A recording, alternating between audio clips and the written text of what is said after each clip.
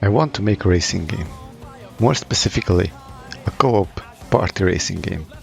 Something that you can play with your friends on your couch or online. Welcome to the first devlog of Veloce. Hi, I'm Steve, and I've been wanting to create a racing game for a while now. Originally, I wanted to make a game where you're a delivery driver in a busy city and you have to deliver your packages quickly from point A to point B. Imagine Mirror's Edge with cars. That's it, that's the game.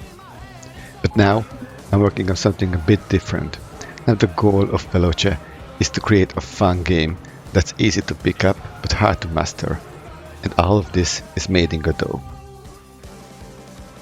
For what I'm working on, I started using the built-in vehicle body of Godot, even though the documentation itself doesn't recommend its usage.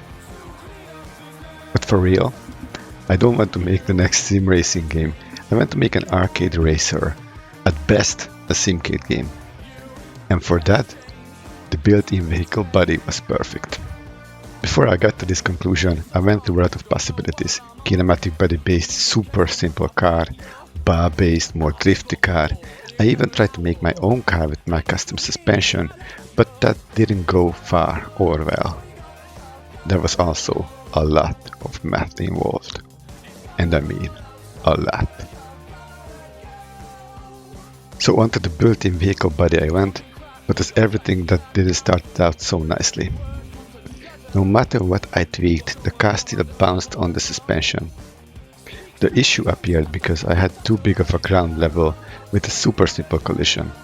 So to fix that, all I had to do was to generate a trim-mesh collision shape and everything was working fine. After the built-in issues were fixed, my little test track that I had made had to go. So I sat down and quickly made a rough representation of the Okayama circuit in Blender using a NURB cycle and the reference of the track. Export it to .glb, then plop that into Godot and boom, I had a racetrack. So here comes the more fine-tuning. I added some brake lights, then reverse slide to the car and modeled way back when. After that, I implemented a handbrake system in just a bit of a roundabout way if you ask me. While the handbrake is on, the rear wheels lose almost all traction and the front wheels start to brake. This causes the car to spin around as it would if the handbrake was engaged. Once I was done with the handbrake, I added some smoke to the mix. It's just a simple particle that emits some different size spheres with a slight transparency, and that's it. I tried to add tire marks as well, but things weren't working out, so I just made a mistake instead. I updated the project to Godot 4.0 for that sweet Vulkan renderer.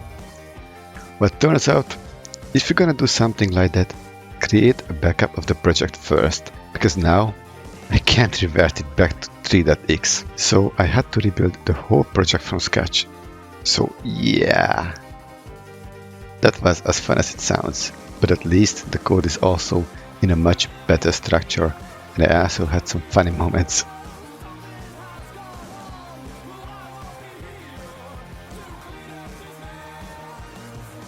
And some hair pulling ones.